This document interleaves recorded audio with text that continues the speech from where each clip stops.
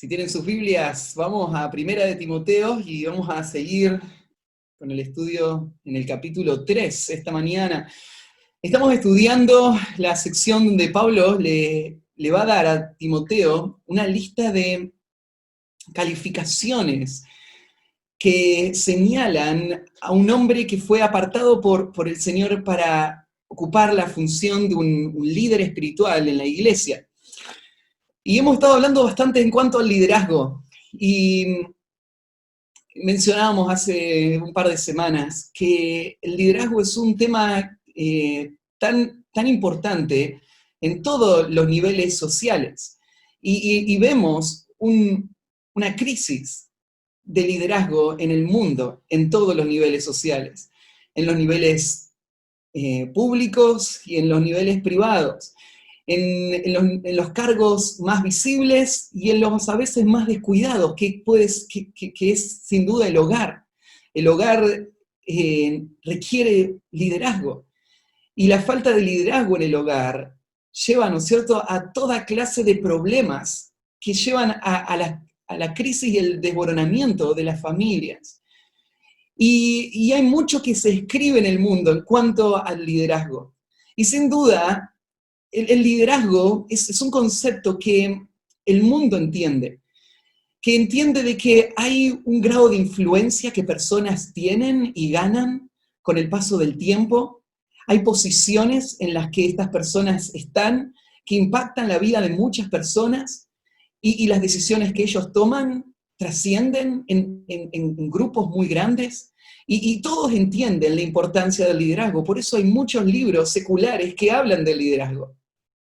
Y el liderazgo es algo natural, es algo que el Señor puso como una forma de ordenar las cosas. Y hablamos, por ejemplo, cuando estuvimos hablando de Pedro en el devocional, y decíamos que hay instituciones humanas de muchas clases, y que el creyente tiene que someterse a todas las instituciones humanas, y cada una de estas instituciones humanas representa una forma de liderazgo que va a traer beneficios a las personas que están ahí, y por eso el mundo entiende el principio y funciona de acuerdo a ese principio. La diferencia con el mundo es que el creyente tiene una perspectiva del liderazgo que está marcada no por los intereses que el mundo tiene, sino por los que nosotros tenemos. Para nosotros el liderazgo es un regalo de Dios que tiene que ser administrado en una forma que traiga beneficio y sirva a los intereses de Dios.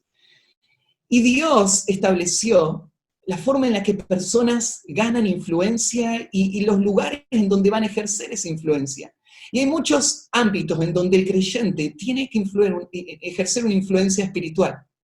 Muchos ámbitos en donde los creyentes tienen que honrar al Señor, servir a sus propósitos, siendo líderes. Y el hogar es el lugar crítico, donde todo hombre tiene que aspirar a crecer como líder espiritual.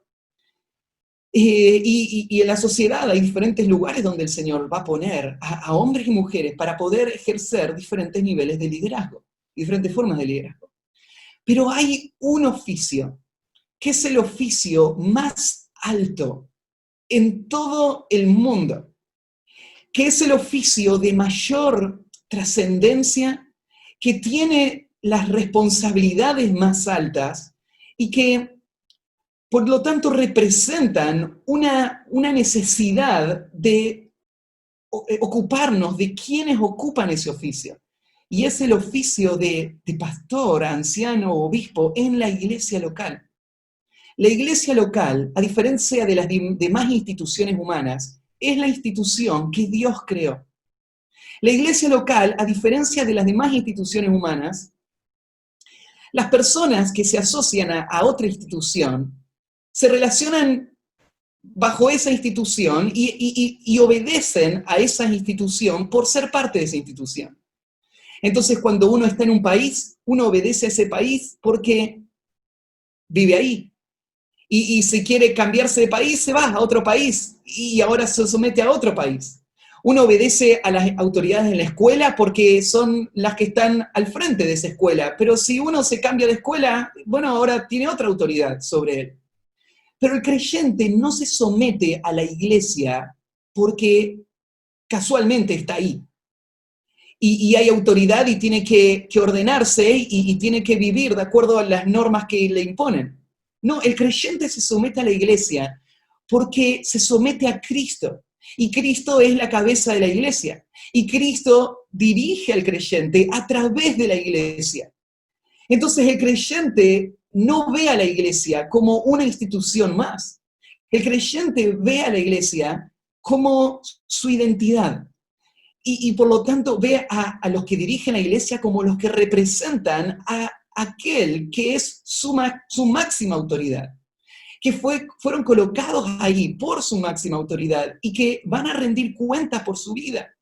Por lo tanto, la vida del creyente no conoce otra autoridad más alta, humanamente hablando, que la autoridad colocada en la iglesia. La iglesia tiene una libertad para ejercer esa autoridad que no se condiciona por ninguna otra institución. Ninguna otra institución puede decirle a la iglesia cómo conducirse. Los pastores no obedecen al gobierno en cuanto a cómo llevar adelante los asuntos de la iglesia. Los pastores obedecen a Cristo. Claro que hay muchos aspectos de la vida social que nosotros obedecemos al gobierno porque es nuestra responsabilidad obedecer las autoridades sociales. Pero el gobierno no tiene derecho de decirle a la iglesia lo que puede o no puede hacer en relación a aquello que el Señor le dijo que tiene que hacer. Cristo es la autoridad final sobre la iglesia. La iglesia, en ese sentido, tiene como cabeza a Cristo, y solo a Cristo. Y en el plano humano, la iglesia tiene una forma de gobierno que Cristo estableció y que el Espíritu Santo dirige, y es el gobierno a través de ancianos, un cuerpo de hombres que no son libres para decidir lo que quieren hacer, sino que buscan la guía de Cristo en las Escrituras para guiar a la iglesia a vivir para los propósitos para los cuales existe la iglesia, que es adorar a Dios por medio de vidas santas, crecer en Cristo hasta llegar a la estatura de la plenitud de Cristo y discipular a las naciones. Y estos líderes espirituales tienen que guiar a la iglesia a este propósito, siguiendo las instrucciones que el Señor nos da. Entendiendo el tamaño de esta tarea, entendiendo la trascendencia de esta tarea, la importancia, entonces, claro que entendemos por qué va a haber expectativas para la clase de hombre que tienen que ocupar estas funciones. Ahora, ¿qué hace a un líder espiritual? ¿Cuáles son las marcas de un líder espiritual? ¿Cómo entendemos el liderazgo espiritual? Bueno, en primer lugar, tenemos que romper con una tendencia y es a tomar del mundo nuestros parámetros. El mundo no debería ser el que nos diga cómo se ve un líder. La Escritura debe mostrarnos cómo se ve un líder según Dios. Y ese liderazgo según Dios tiene, claro, muchas facetas, podríamos ir a muchos textos, pero sin duda tendríamos que incluir este texto como un texto central. Si queremos entender el liderazgo bíblico, tenemos que venir acá a estudiar este pasaje. Porque este pasaje nos enseña la medida que deben dar los hombres que van a ocupar el cargo más importante en las funciones de los propósitos del reino de Dios en este mundo, en la actualidad. ¿Qué demanda Dios de estos hombres? Algo que estuvimos viendo es que para Dios el carácter es lo más importante. A diferencia del resto de lo que leemos y la filosofía de lo que es un líder, no es la habilidad, no es el carisma, no es la capacidad de influenciar a personas, sino que es el carácter espiritual, que va a ser la fuente de mayor influencia y más importante influencia de este hombre en la vida de todo el pueblo al que dirige. Entonces, tenemos 15 cualidades acá y la mayoría tienen que ver con el carácter. Y estamos estudiándolas, todas estas. Y arrancamos en el versículo 2 con las primeras 5 y la semana pasada vimos que el anciano debe En primer lugar, tener una buena reputación. En segundo lugar, debe ser moralmente puro. Tiene que tener un compromiso, un comportamiento estable, perdón. Tiene que poder controlarse a sí mismo. Tiene que tener una presencia ejemplar. Y retomamos hoy en el versículo 2, ahí a la mitad. Déjenme leer de nuevo el comienzo del versículo y vamos a leer algunas cualidades más que vamos a estudiar esta mañana. Pero es necesario que el obispo sea, o en griego la expresión se podría leer, pero es necesario que sea el obispo, y todo lo que tenemos a partir de ahí son adjetivos que describen a ese obispo que él debe ser. Es necesario que él sea el obispo, marido de una sola mujer, sobrio, prudente, decoroso. Y hoy comenzamos con hospedador, apto para enseñar, no dado al vino, no pendenciero, no codicioso de ganancias deshonestas. Cada una de estas categorías podríamos pasar mucho tiempo mirándolas. Y son cada una características que el Señor llama a todo creyente a vivir. Y este es el principio que hemos estado marcando. El hombre de Dios, el anciano, el obispo, el pastor, tiene que ser esto para poder guiar al resto de la iglesia a hacerlo.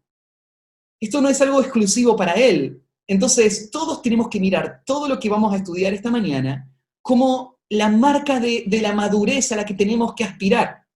Tenemos que avanzar hacia esto. Todos nosotros, hombres y mujeres, cualquier edad, cualquier tiempo que haya estado en la iglesia, especialmente hombres que fueron llamados a liderar, y estas son las cualidades del liderazgo, y especialmente hombres que aspiran a poder tener una influencia y un ministerio en el pueblo de Dios.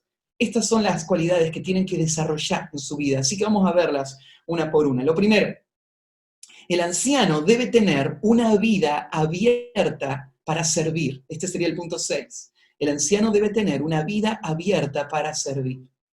Y esto se basa en este requisito de ser hospedador. La palabra hospedador en el griego es una palabra compuesta de dos palabras, que es philos, que es el amor filial, el amor de hermanos, y la terminación de la palabra xenos es la palabra que tiene que ver con extraños. El amor a los extraños, o el cuidado de los extraños. Lo que la palabra quiere señalar es la hospitalidad, que consiste en cuidar y amar a personas que no son naturalmente parte de nuestro círculo de responsabilidad. La palabra hospedador no tiene que ver con la personalidad de alguien que le encanta tener gente en su casa. Y entonces es social y todo el tiempo, ¿no es cierto?, está haciendo cosas con gente y está invitando gente y está compartiendo con gente. Porque, bueno, el mundo tiene esta cualidad muchas veces, pero claro, hay otras razones por las que ellos hacen esto y tiene que ver muchas veces con personalidad. Esto no tiene que ver con personalidad, esto tiene que ver con piedad, tiene que ver con algo en el carácter de esta persona que le lleva a hacer algo que no sería natural para el mundo. Porque para el mundo es natural invitar a comer a sus amigos, pero no es natural servir a un extraño, a alguien del cual no va a tener ningún beneficio y alguien con el cual no hay una relación profunda establecida, pero lo va a hacer de todas maneras. Y esto es lo que se señala con este requisito. En el mundo antiguo esto era algo muy importante y muchas sociedades reconocieron la virtud de ser hospedador. En el mundo antiguo no había hoteles. Y la gente que viajaba dependía de la generosidad y de la hospitalidad para poder hospedarse en las casas de otros. Bueno, había hoteles, pero los hoteles de aquellos tiempos eran como los hoteles que te alquilan por hora hoy acá en medio nuestro. Son la clase de hoteles que vos no querrías ir a pasar la noche ahí, ¿no es cierto? Entonces, en el mundo antiguo, los hoteles que había eran hoteles muy, muy sucios moralmente. Hoteles donde pasaban toda clase de cosas y eran muy peligrosos de estar. Entonces, la gente honorable no iba a esos hoteles. ¿Y dónde se quedaba? Bueno, en casas de gente. Y muchas culturas antiguas resaltaban lo importante de esto. Pero esto no tiene que ver solamente con una práctica cultural. Tiene que ver con algo que el Nuevo Testamento enfatiza mucho también, y es ese cuidado de personas que están en un estado vulnerable. Esto es una de las marcas de la vida espiritual, es una marca de la piedad. Ahora vamos a ver algunos textos. Quiero que tengas algo más en mente, y es que cuando en el Nuevo Testamento aparece esto, aparece como un requisito para todo creyente. Ya lo hemos dicho esto. Ser hospedador no es algo para el pastor solamente. Todos nosotros tenemos que vivir vidas abiertas, con bienes abiertos, para servir a otros. Y no solamente para servir a aquellas personas más cercanas a nosotros, sino para servir a personas en necesidad en diferentes condiciones. Pero principalmente el creyente es llamado a vivir este requisito con sus hermanos. Hay varios textos en el Nuevo Testamento que lo señalan. Por ejemplo, en Romanos 12:13 dice así: compartiendo para las necesidades de los santos, practicando la hospitalidad. Y ahí claramente, ¿no es cierto?, la hospitalidad tiene que ver con los santos, con creyentes, hermanos en la fe, a las que yo debo abrir mi casa para cuidar de sus necesidades. En 1 Pedro 4:8-9 dice: y ante todo, tened entre vosotros ferviente amor, porque el amor cubrirá multitud de pecados. Hospedaos los unos a los otros sin murmuraciones. Hospedaos los unos a los otros, ahí está, ese término tan repetido en el Nuevo Testamento, que se refiere a la vida del cuerpo. ¿Cómo se debe dar la vida del cuerpo? En medio de esta actitud de hospedarnos, de recibirnos unos a otros. Hebreos 13:1-2, permanezca el amor fraternal, no os olvidéis de la hospitalidad, porque por ellas algunos sin saberlo hospedaron ángeles. No se olviden de la hospitalidad. Entonces déjenme hablar un poquito de esta característica.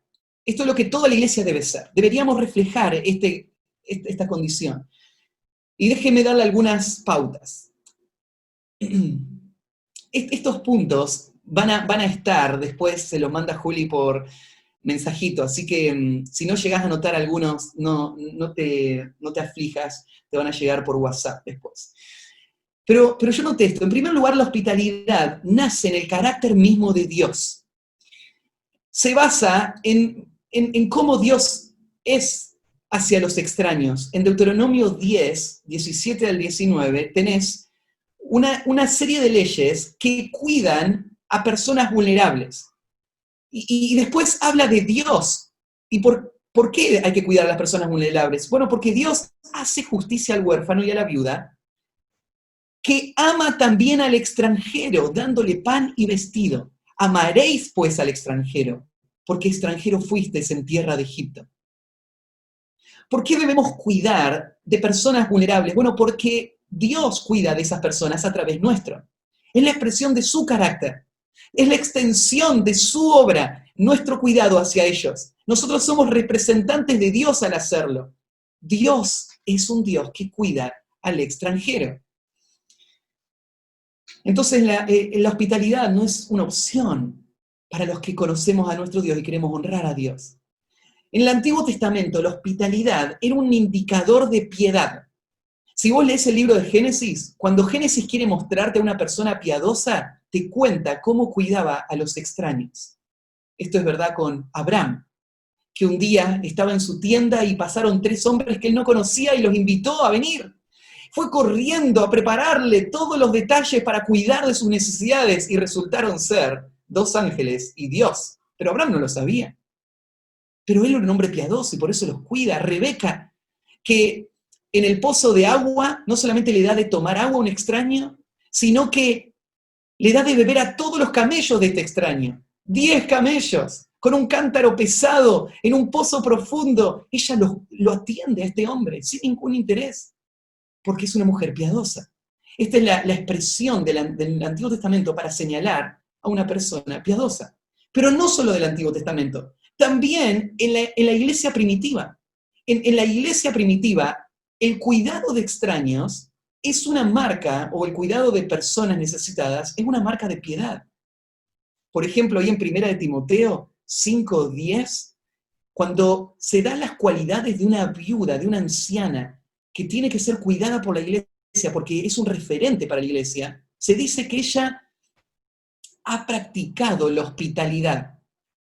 ¿Querés conocer a una mujer piadosa? Mirá cómo ella cuida de personas. Eso es lo que marca a una mujer piadosa, entre otras cosas. Bueno, en Mateo 25, 35 y 36, Jesús habla de la hospitalidad como lo que señala a las personas que van a entrar al reino. Porque los que no atendieron a los necesitados, ellos no lo hicieron con él, y por eso van a ser echados fuera. Pero los que sí atendieron a los necesitados, lo hicieron con él, y por eso van a entrar al reino. Ese versículo no dice que cuidar de los extraños me hace salvo, pero dice que un salvo cuida de los extraños. Y por eso Jesús marca eso de una forma tan tajante, ahí en Mateo 25.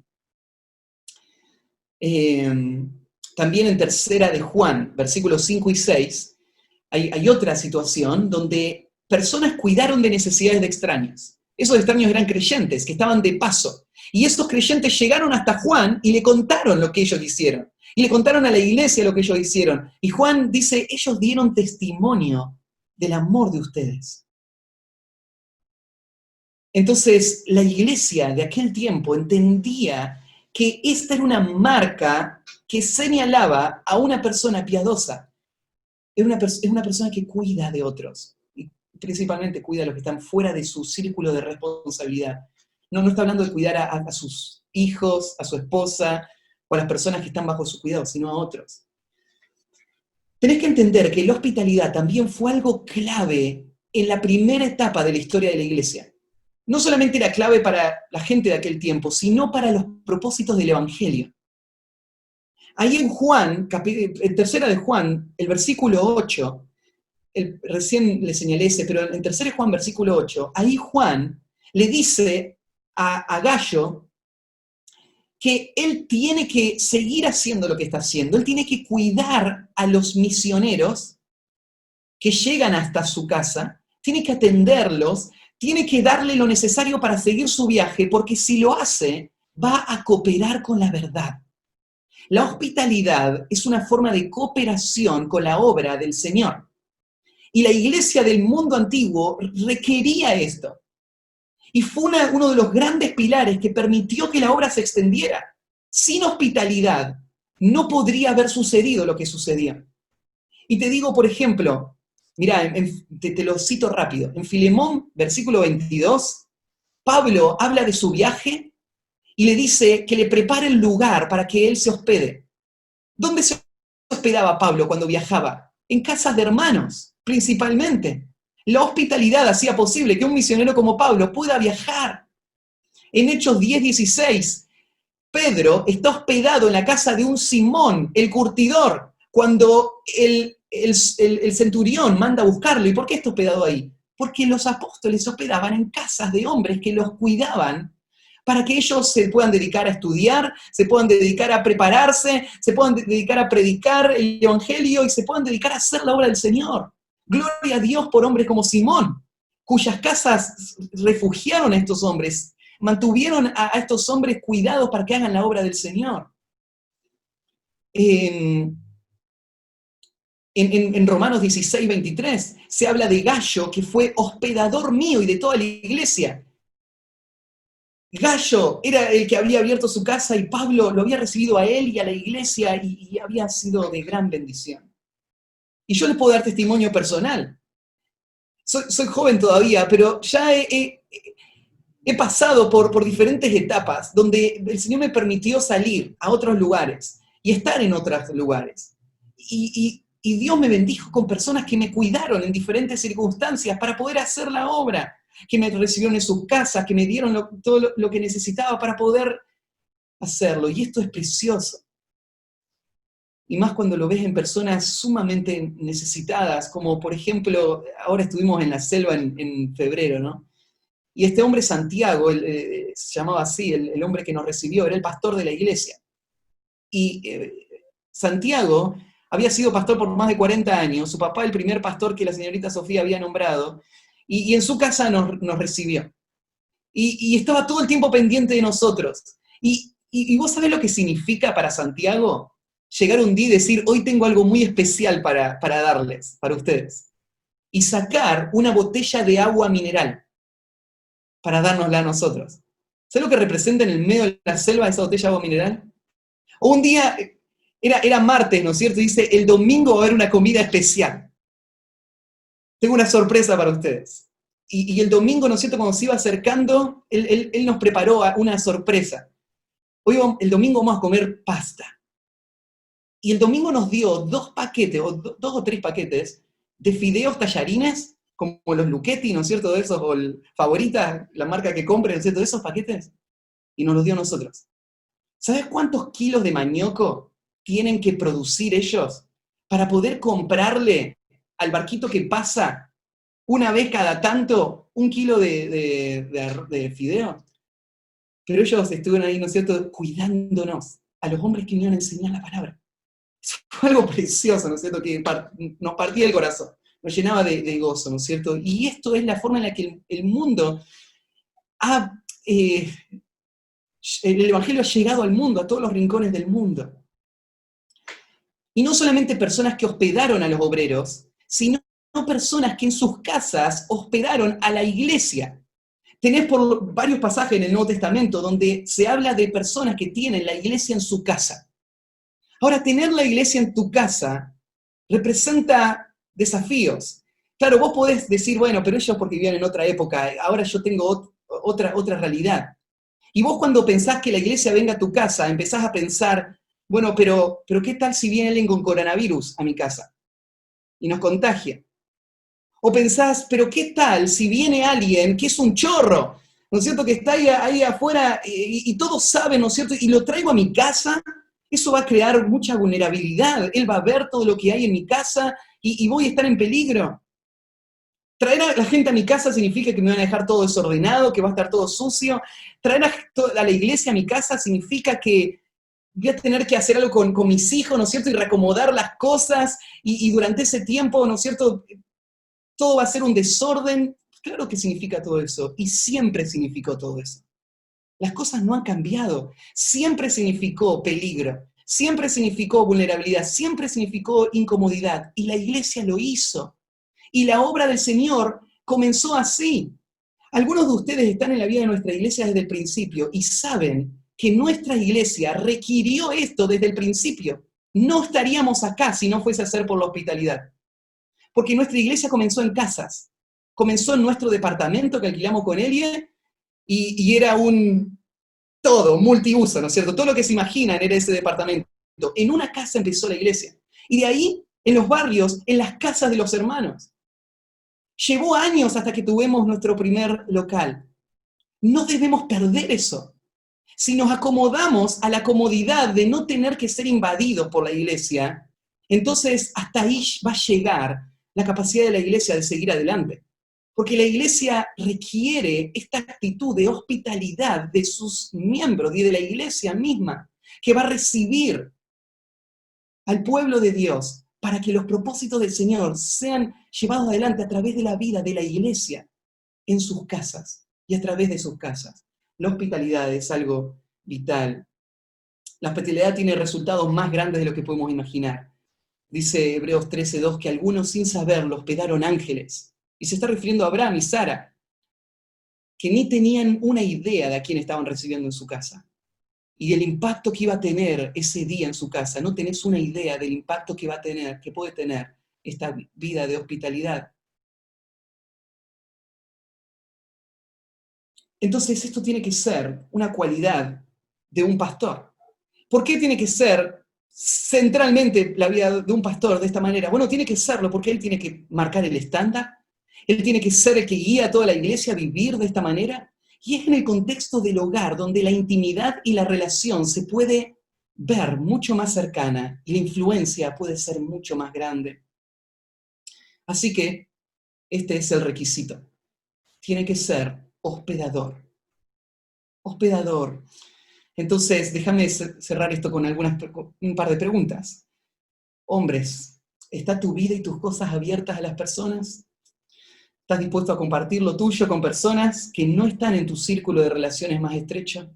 ¿Estás dispuesto a hacerlo? Jesús dijo, mira, cuando hagas un banquete, no invites a los ricos o a tus amigos, invita a los pobres, porque ellos no te pueden volver a pagar y el Señor te lo va a recompensar.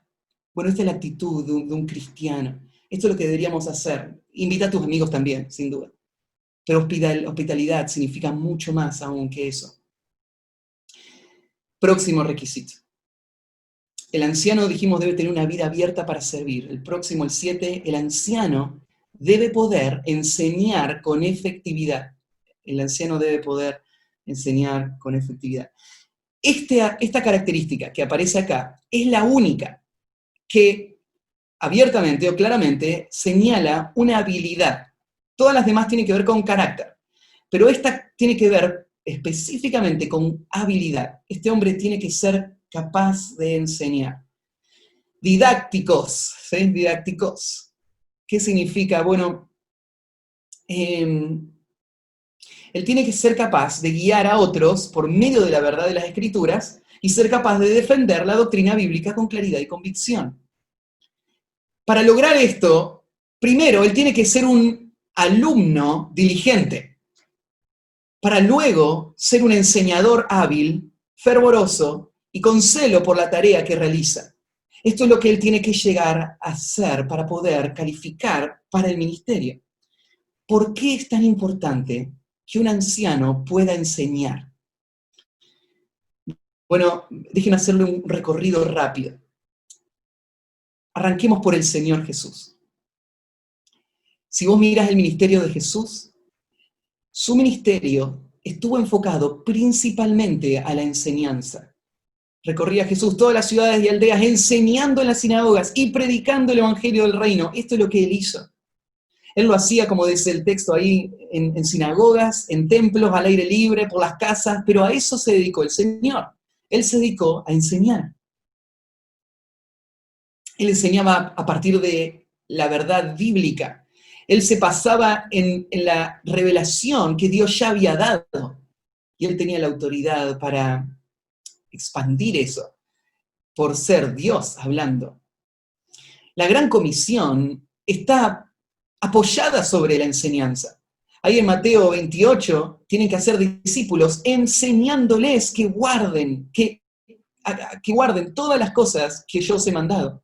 No podemos cumplir nuestra misión en el mundo sin esta realidad, la enseñanza. La enseñanza es central para la misión de la iglesia. Y eso es exactamente lo que hicieron los apóstoles. Agarré el libro de los Hechos y fíjate a qué se dedicaron ellos. No se dedicaron a abrir instituciones, se dedicaron a enseñar. Y la enseñanza trajo a la vida a la iglesia. En Hechos capítulo 2, cuando comienza la iglesia, y edificó la iglesia, protegió la iglesia, dirigió la iglesia. La enseñanza. La enseñanza fue la prioridad para el pastor, tal como se ve ahí en Hechos capítulo 6, y los ancianos. La enseñanza es la base sobre la que se afirma una iglesia. Ahí en Colosenses 2, 6 y 7, dice, arraigados y edificados en él, y confirmados en la fe, así como habéis sido enseñados, abundando en acciones de gracia. La enseñanza es lo que va a dar esas raíces profundas a la iglesia y estabilidad. Es la única fuente por la que puede haber verdadero nuevo nacimiento. Nadie se salva sin enseñanza sana de las Escrituras. Y es la única forma en la que puede crecer y madurar una persona. Esto aparece en Santiago 1.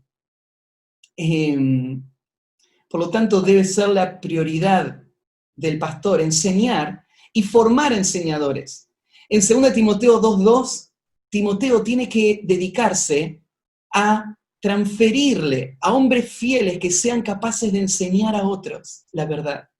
La enseñanza es central para estos hombres. Y podés imaginar otra razón. Estamos en 1 Timoteo. ¿Recuerdan? La iglesia está amenazada por falsos maestros. Y en medio de un contexto de apostasía, la enseñanza fiel a la verdad es lo que más necesita esta iglesia. En 2 Timoteo 2, 24 dice así: porque el siervo del Señor no debe ser contencioso, sino amable para con todos, apto para enseñar. Entre paréntesis, esta palabra didácticos, apto para enseñar, solo aparece 2 veces. Aparece acá en 1 Timoteo 3 y aparece ahí en 2 Timoteo 2:24. Tiene que ser apto para enseñar, sufrido, que con mansedumbre corrija a los que se oponen, por si quizás Dios les conceda que se arrepientan para conocer la verdad y escapen del lazo del diablo en que están cautivos a la voluntad de él. Lo que la iglesia más necesita son hombres que puedan enseñar, para rescatar a los que se han desviado de la buena enseñanza y para proteger a la iglesia. Así que el ministerio pastoral va a requerir que este hombre dedique gran parte de su vida a la enseñanza. Él va a enseñar en muchos ámbitos. Él va a enseñar en ámbitos públicos, él va a estar parado al frente enseñando, y él va a enseñar en forma privada, cuando esté compartiendo el evangelio, cuando esté discipulando, cuando esté aconsejando, cuando esté guiando a familias, a matrimonios. Él va a tener que agarrar la verdad de las Escrituras y aplicarla a todas las situaciones de la vida de la iglesia.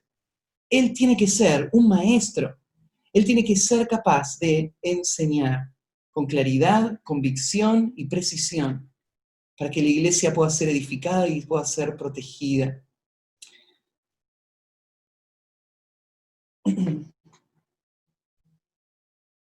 En cuanto al primer aspecto, ¿no es cierto?, de la edificación de la iglesia,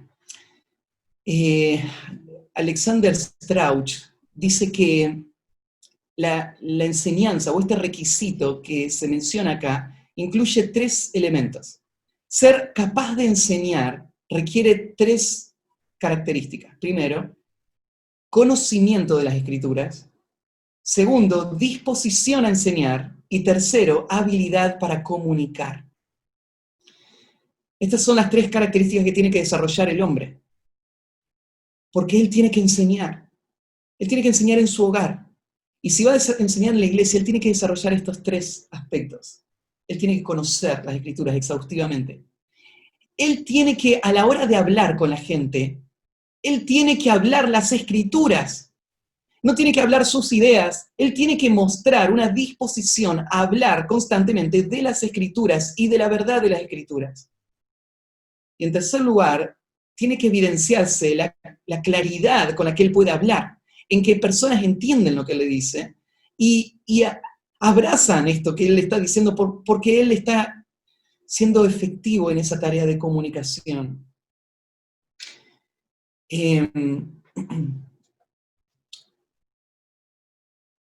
Entonces, ¿cómo evaluamos a una persona para saber si es apto para enseñar? Bueno, lo evaluamos en estas formas, ¿no? Él es un hombre que tiene el conocimiento preciso y amplio de las Escrituras. Es un hombre que hace de las Escrituras el centro de todo lo que él habla. Él está buscando guiar a las personas con las Escrituras. En tercer lugar, las personas son bendecidas con su enseñanza. Aprenden, entienden y crecen por la enseñanza de este hombre. Y bueno, el otro aspecto tiene que ver con la defensa. Este es un hombre que puede detectar el error y puede responder al error con las Escrituras para defender la verdad. Es un hombre que tiene percepción, que ha desarrollado una capacidad de discernimiento y que puede detectar lo que está mezclado con verdad y error, y puede señalarlo, y puede dividir lo que es verdad y lo que es error. Esta es la capacidad que hay que desarrollar. Por eso, a veces en las reuniones de hombres que tenemos nosotros, una de las cosas que me gusta hacer es traer un tema, tal vez hacerles escuchar un videíto de algún maestro de nuestro tiempo y decirle qué piensan de esto que está diciendo. Y lo que estoy tratando de notar es la capacidad de ellos de discernir. Pueden detectar ese error y sabrían cómo responder a ese error bíblicamente. Esto es lo que se requiere en un hombre que va a pastorear la iglesia. iglesia. Entonces, pregunta, ¿tenés un deseo de conocer las doctrinas bíblicas de forma más profunda y de poder explicarlas con precisión? ¿Notás que personas crecen cuando vos les enseñás? ¿Usás la palabra cuando hablas con otro y le aconsejás a otro? ¿Qué resultado ves? Has llegado a un punto donde vos podés tener la habilidad de entender el sentido de un pasaje y comunicarlo con precisión. Estas son las cosas a las que tenés que aspirar. Estas son las cosas que hay que trabajar. Porque esto se requiere de un anciano, que él sea apto para enseñar. Estamos pasando rápido por todas estas. Pablo pasa rápido por ellas, ¿no? Él no toma el tiempo de explicar todo, pero en la mente de estas personas hay muchas cosas que quiero ponerlas en tu mente para que entiendas a qué se refiere. Entonces, el anciano tiene que tener una vida abierta para servir, tiene que poder enseñar con efectividad. El anciano no debe tener su mente nublada para liderar. El anciano no tiene que tener su mente nublada. Ahora lo que se nos van a dar son 3 requisitos que están dados en forma negativa. Hasta ahora todos eran positivos, lo que debe ser, ahora son negativos en el sentido de lo que no debe ser. No debe, y acá vienen 3 seguidos, que marcan aspectos negativos, lo que no debe ser. Estos 3 que aparecen acá aparecen igual en el mismo orden y en la misma forma en Tito 1:7. No dado al vino, no pendenciero, no codicioso de ganancias deshonestas. Así que vamos a ver el primero. El primero tiene que ver con esto de la mente no nublada. Literalmente, el requisito que aparece ahí en el versículo 3, no dado al vino, es lo que entendés. No controlado por el vino, o no borracho, podríamos decirlo así. La razón por la que el pastor no tiene que ser un borracho es bastante clara, ¿no? Su función requiere la más alta claridad mental, requiere autocontrol, requiere una vida ejemplar. Y una persona controlada por el alcohol no puede vivir de esta manera, ¿no? Y claro, nosotros todos hemos visto las películas, ¿no es cierto?, de esos frailes borrachos, ¿no es cierto? Y está instaurado esto pasado en nuestra mente, pero no hace falta irnos tan lejos para ver cómo la iglesia en tantas épocas, y aún en nuestra época, ha dejado a un lado este principio. Porque alrededor nuestro está esto. Muchas veces la vida descalificada de un pastor se va a ver por muchos factores, y este es uno de los factores que suele estar ahí. Hombres que están controlados por sustancias, muchas veces por el vino, o por otros elementos que nublan su capacidad de tener claridad para pensar bíblicamente, entonces guían ellos a la iglesia al desastre. El vino es un tema que trae hasta el día de hoy mucha controversia entre los cristianos. Pero tenemos que entender esto. Bíblicamente, se señala acá este problema del vino en el liderazgo porque hay un peligro real. Bíblicamente podemos ver cómo hombres de la más alta talla han caído en lo más bajo por el vino. Un ejemplo está en Génesis capítulo 9, donde el hombre que Dios usa para salvar a toda la raza humana, a Noé, para construir el arca, después de esa gran salvación y esa gran victoria, él se baja, adora a Dios, y lo próximo que hace es siembra una viña y se emborracha. Y esa borrachera va a deshonrar a Noé tremendamente y va a dar un tropiezo a su familia, que va a dividir a su familia y va a afectar al resto de la historia humana. Un acto de borrachera afectó al resto de la historia humana en formas que ni te podés imaginar, ¿sí?, si no estudiaste Génesis capítulo 9. Entonces, esta es la dimensión del problema. El problema es muy serio. Y por eso, déjenme separar un poquito los conceptos y mostrártelos.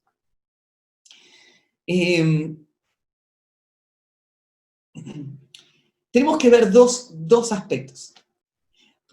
Cuando Dios creó, veámoslo así, primero el aspecto positivo, porque esto es lo que muchas veces confunde en cómo la Biblia trata el tema del vino. Porque sin duda hay aspectos positivos del gozo que Dios le dio al jugo de fruta. Dios creó las frutas y Dios las creó con jugo. Y ese jugo de frutas, en parte, estimulan al hombre a deleitarse y disfrutar de eso que Dios creó. Pero claro, la caída trajo consecuencias en el mundo físico también.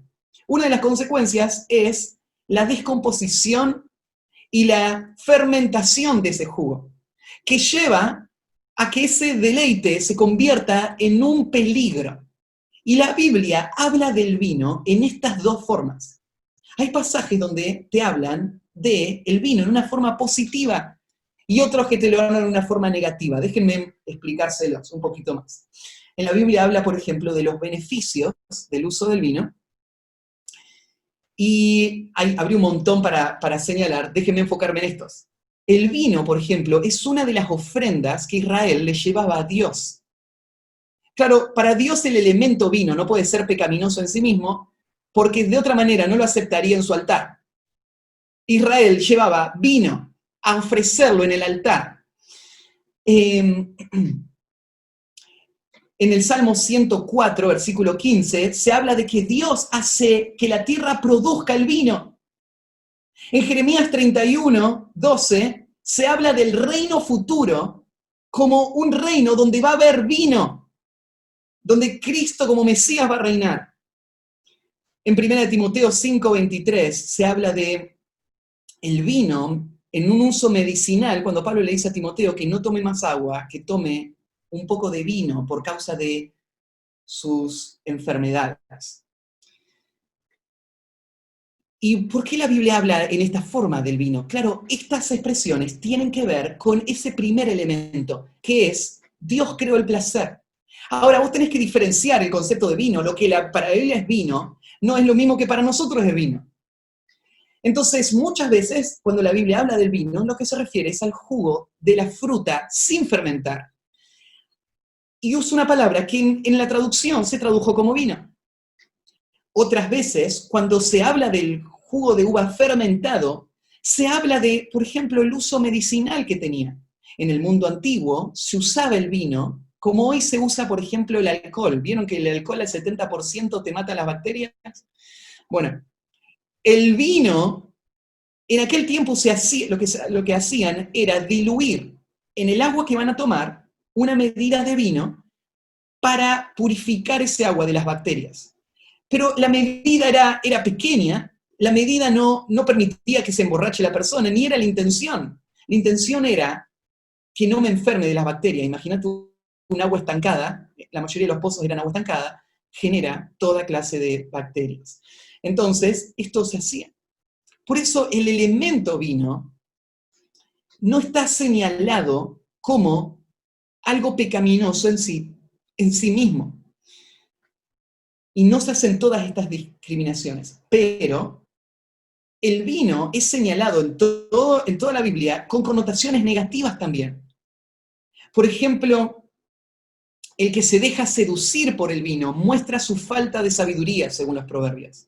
O sea, la persona que siente atractivo por el vino y piensa, ¿no es cierto?, en lo hermoso que sería o está anticipando llegar y tomar el vino, esa persona muestra la evidencia de falta de sabiduría. Esa persona no está pensando bien.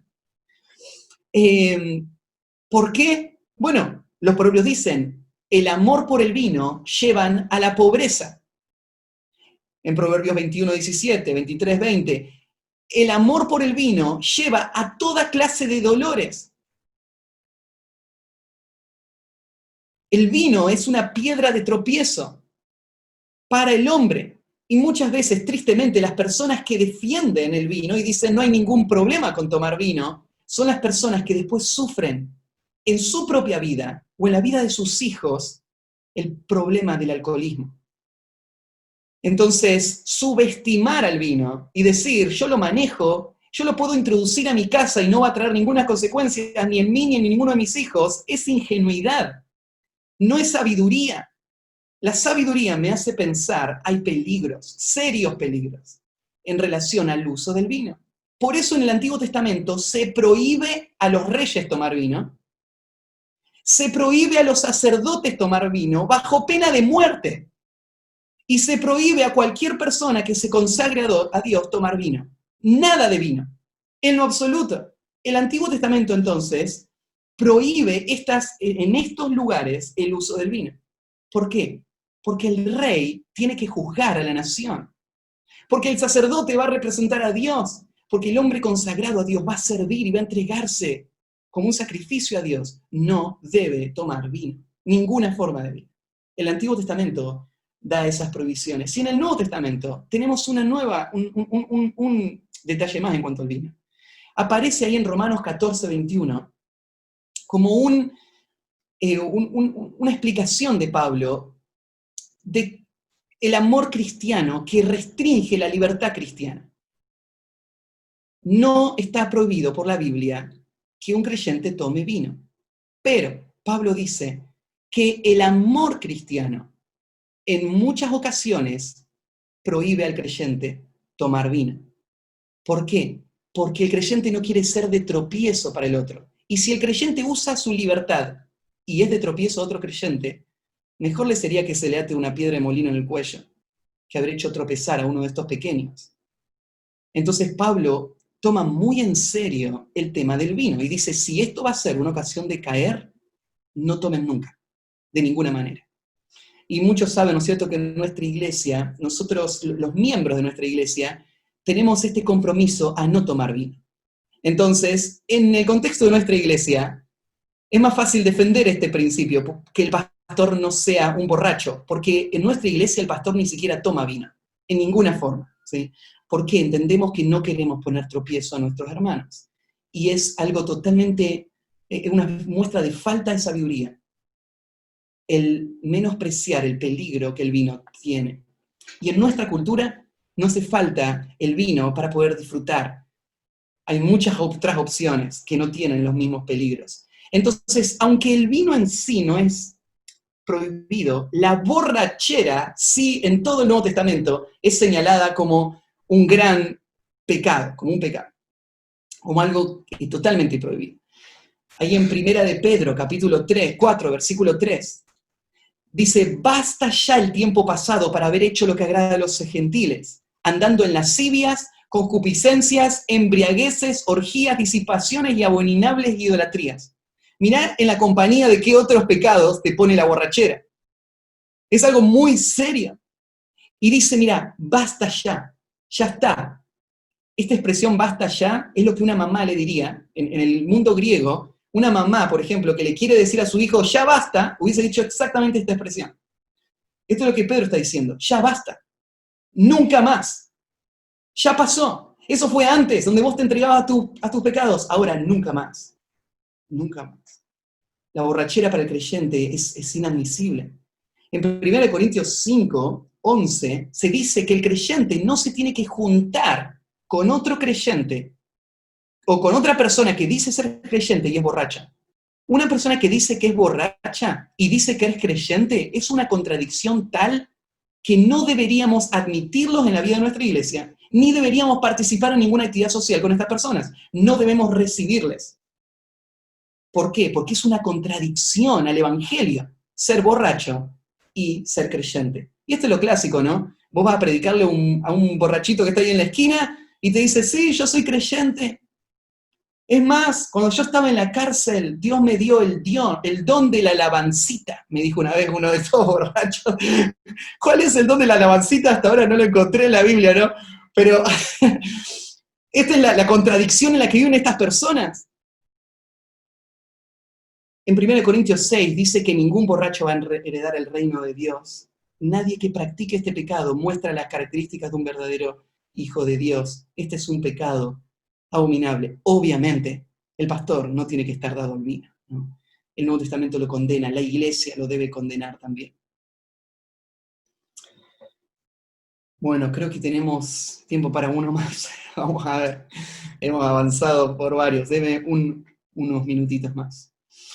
El próximo, el anciano no debe tener su mente nublada. Bueno, déjeme hacerte las preguntas de reflexión. ¿Qué convicciones personales tenés vos en cuanto a las bebidas alcohólicas? ¿Y en qué formas eres tentado a caer en este área? El próximo, el 9. El anciano no debe reaccionar agresivamente. El anciano tiene que ser una persona que no reacciona de forma agresiva. El requisito es no pendenciero. ¿Qué significa no pendenciero? Literalmente esta palabra tiene que ver con golpear o con herir. Y vos decís, pero no, esto es obvio, nunca pasaría, ¿no? Se sorprenderían de todas las historias que he escuchado en mi vida de pastores o personas que estaban en este oficio o que pretenden ser pastores y que tienen un carácter, una reacción incontrolada que le ha llevado muchas veces a las piñas, a golpear a personas. Entonces, bueno, este es el requisito. Él no tiene que ser un pendenciero. Él no es un hombre que hace la guerra sino la paz. No está propenso a levantarse en contra de otros que lo agreden ni buscan revancha. Esto es algo sumamente importante porque el pastor va a ser muchas veces maltratado. Imagínate una persona que no puede controlar su ira y que explota y reacciona violentamente, que se levanta en contra de personas. ¿Cómo le va a ir cuando ahí en 2 Corintios Pablo habla, somos abofeteados y no respondemos? ¿Cómo responder a esta persona cuando venga alguien y le dé una cachetada? Bueno, no creo que responda muy bien si él no es una persona capaz de recibir el agravio y no reaccionar. Muchas veces le van a decir cosas muy hirientes. Muchas veces va a tener que lidiar con situaciones muy conflictivas. Y él tiene que ser una persona capaz de refrenar todos esos impulsos para poder ser un pacificador. Esto es lo que Dios demanda de todo creyente de nuevo. El no ser un pendenciero, el poder soportar y llevar esas agresiones. Es una obra de la carne.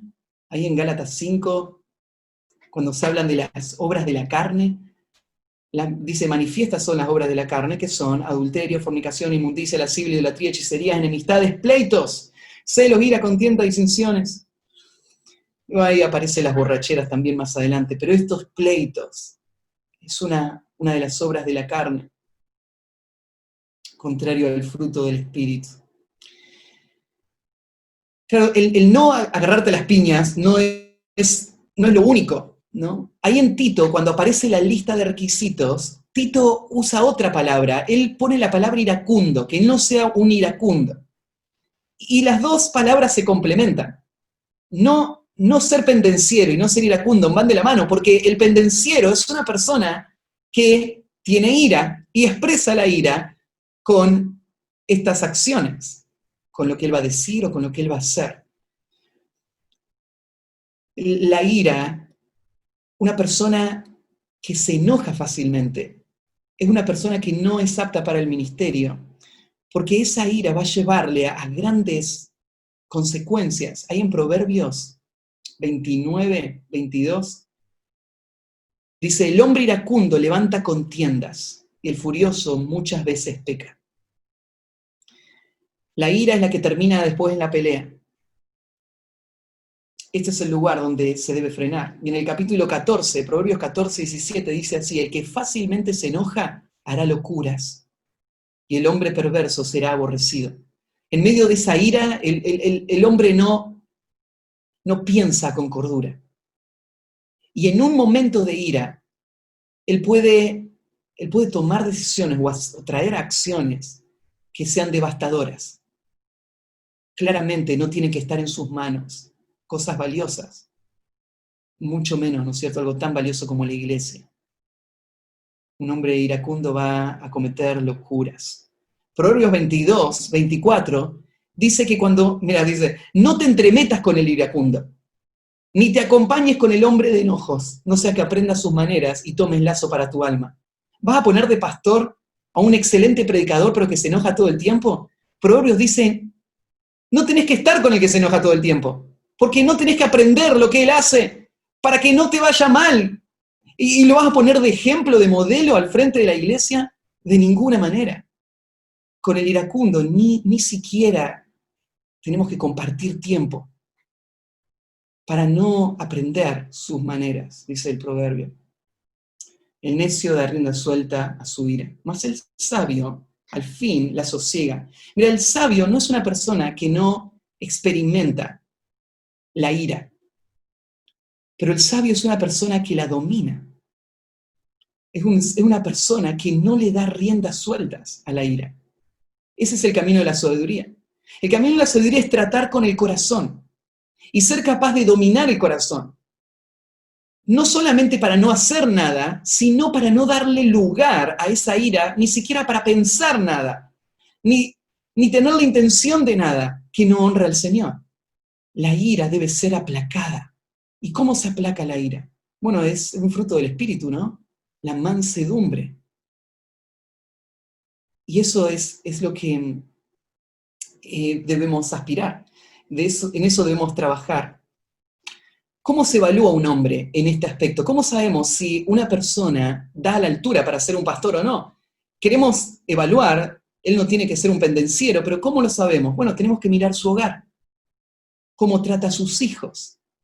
Cuando sus hijos se portan mal, ¿cómo reacciona él? Está bien, él es el papá y él puede disciplinar a sus hijos, pero él los disciplina enojado para sacarse la bronca por lo que le hicieron, o él tiene dominio propio y él los disciplina en amor. ¿Cómo trata a su esposa? ¿Cómo le habla a su esposa? ¿Qué gestos tiene para con su esposa? ¿Cómo le ha tratado a su esposa físicamente? Estas son las cosas que van a dar a luz, ¿no es cierto?, de eso, porque todos nosotros entendemos cómo hay ámbitos donde podemos controlarnos más que en otros, y hay ámbitos donde nos damos el permiso de expresar esa ira. Y el hogar es uno de esos donde parece que nos damos ese permiso, ¿no? Bueno, ese tiene que ser el ámbito, porque ese es el ámbito donde se revela el carácter. Porque esto o lo sos o no lo sos. No es que sos pendenciero en tu casa y no lo sos en la iglesia, y por eso podés ser pastor o ser un anciano, porque te lográs controlar en la iglesia. O lo sos o no lo sos. Esta es la cualidad que debe ser esta persona. Una persona que se enoja no es una persona descalificada para el ministerio. Pero una persona que es pendenciera, una persona que muestra un patrón, una persona que muestra una tendencia, que muestra una característica, sea cual sea el ámbito en donde lo muestra, aunque sea en la cancha de fútbol, aunque sea en cualquier ámbito, esta persona no puede ser pastor. Porque esto es un requisito absoluto, ¿no?, para el carácter de esta persona. Bueno, ¿qué también sueles controlar? Tu temperamento. ¿Podés perdonar a los que te ofenden rápidamente o no? ¿Cómo disciplinas a tus hijos? ¿Cómo tratas a tu esposa ásperamente o con ternura? Bueno, ya que estamos, déjenme cerrar con el último.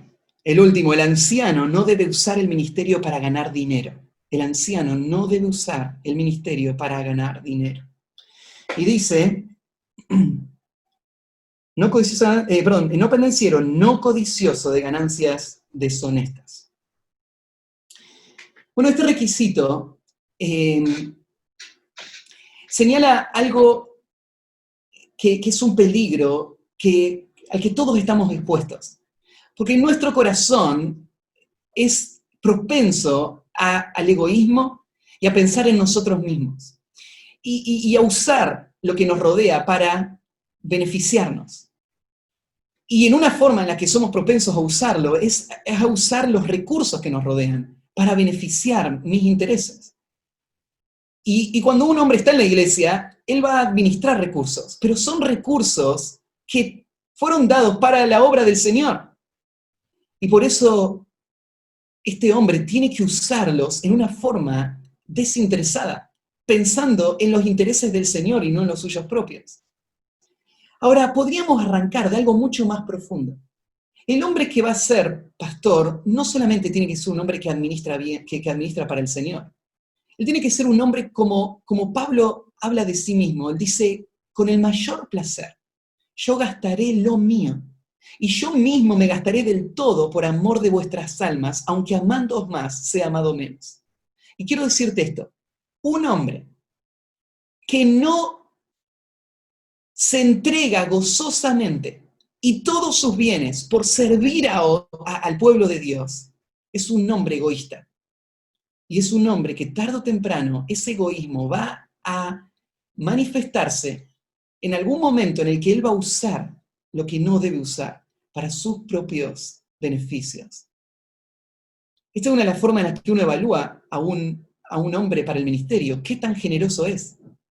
Este es un hombre que da liberalmente, libremente, generosamente, sacrificialmente, que piensa en otros, o es un hombre que es ventajista, que está buscando la oportunidad para sacar algo para sus propios intereses. Bueno, este hombre debe cumplir con este requisito. Este requisito lo estudiamos en Primera de Pedro, capítulo 5, cuando teníamos ese pasaje que hablaba de los ancianos, y uso una expresión muy parecida. Ahí, ¿no es cierto?, se dice, apacentar la grey de Dios que está entre vosotros, cuidando de ella, no por fuerza, sino voluntariamente, no por ganancias deshonestas, sino con ánimo pronto. Cuando estudiamos ese pasaje, yo les decía, ¿qué sería una ganancia deshonesta? Bueno, sería esto. El ministerio no es una fuente de ganancia en ningún aspecto. No es que ganancia deshonesta es ir más allá de lo que me corresponde. En el ministerio, vos no usás el ministerio para ningún aspecto de ganancia. El sustento que un pastor recibe es la responsabilidad de la iglesia cuidando de su pastor, pero no es el derecho del pastor. No es lo que el pastor busca, no es la razón por la cual está sirviendo. Una persona no debe entrar al ministerio en la misma forma en la que entra a una carrera. Esto fue algo que me sorprendió muchísimo cuando fui a estudiar afuera y compartía con mis compañeros, y yo escuchaba a algunos de estos compañeros hablar del ministerio pastoral con estas ideas. O sea, en vez de ser abogado, decidió ser pastor. Es una forma de ganarse la vida. El ministerio no es una forma de ganarte la vida. Cuando vos trabajás como abogado, vos cumplís una tarea de servicio diligente para recibir este pago. Y este pago, ¿no es cierto?, te permite hacer lo que vos decías hacer, servir a tu familia, servir a tus intereses. Pero el ministerio no es así. Vos no vas a trabajar para que te den un pago, para que con eso puedas hacer lo que son tus verdaderos intereses. El ministerio es tu interés. Vos te entregás a ese ministerio como el fin. Para poder hacer eso, el Señor te sustenta con los recursos de la iglesia para poder dedicarte por completo a ese servicio al que fuiste llamado. Una de las evidencias de que un pastor ha sido llamado al ministerio es que esta persona haría esta función con paga o sin paga. Porque la paga no es el objetivo, sino que es el recurso que le libera para poder hacer la tarea. Entonces, un pastor no tiene que ir a predicar porque le van a dar una ofrenda. Y yo expliqué esto. Esto es una lucha real de un pastor. Y a veces ustedes ni ven esos elementos de la vida cristiana, pero eso es algo con lo que yo tengo que luchar. Mantener mi corazón enfocado donde debe estar. Y hay veces donde una iglesia te va a invitar a predicar y no te va a dar ninguna ofrenda. Y hay otras veces donde una iglesia te invitó a predicar y te da lo equivalente. A mí me han dado ofrendas que equivalen a un mes de sustento, a un mes de lo que yo tengo de entrada. Me lo han dado en una ofrenda. Eso ha sido, ¿no es cierto?, lo que ha pasado. Y vos decís, bueno, entonces Matías debe tener mucha plata. No tengo mucha plata. pero el Señor me da dinero para administrar para sus intereses. Ahora, ¿cómo obra eso en el corazón de un pastor? Bueno, acá está el requisito. Él no lo debe hacer por esa razón.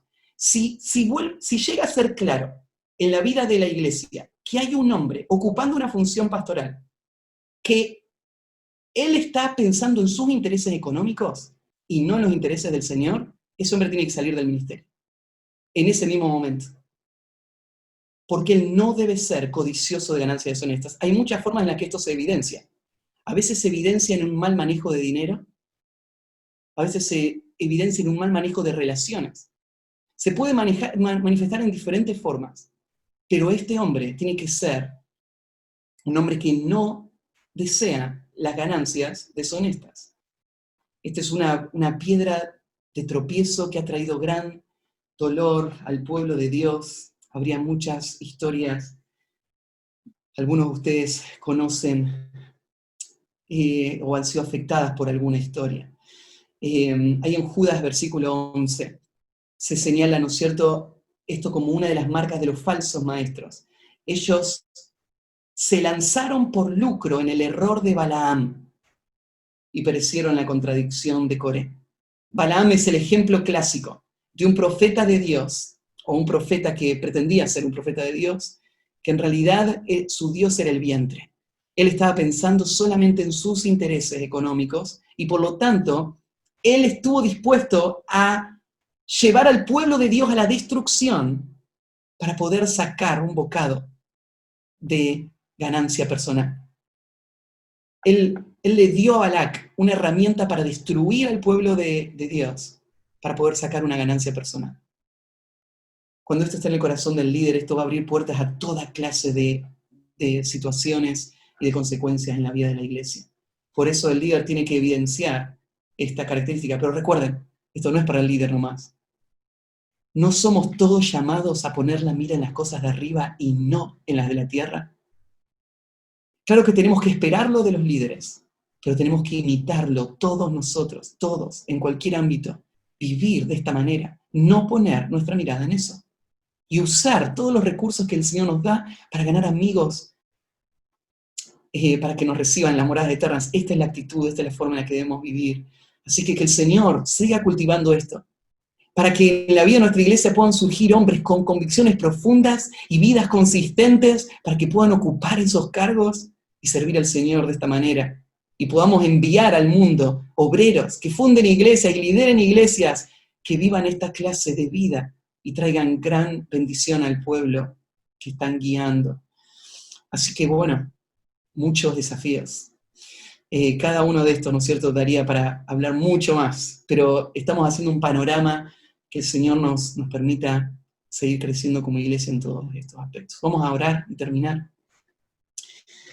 Padre, gracias por tu palabra, porque ella traza con tanta claridad la vida a la que hemos sido llamados. Y Señor, gracias por el regalo de la iglesia local, gracias por el regalo del liderazgo de la iglesia local que tú estableciste, y gracias, Señor, aún por la claridad con la que tú diriges a la iglesia a entender el valor de ese rol y las demandas de ese rol. Te pido, Señor, que muchos hombres puedan avanzar y llegar a esta medida para que sean instrumentos útiles para tu obra. Te encomiendo, Señor, nuestras vidas, nuestra iglesia, en tus manos, para que tú nos uses para tu gloria. En nombre de Cristo Jesús. Amén.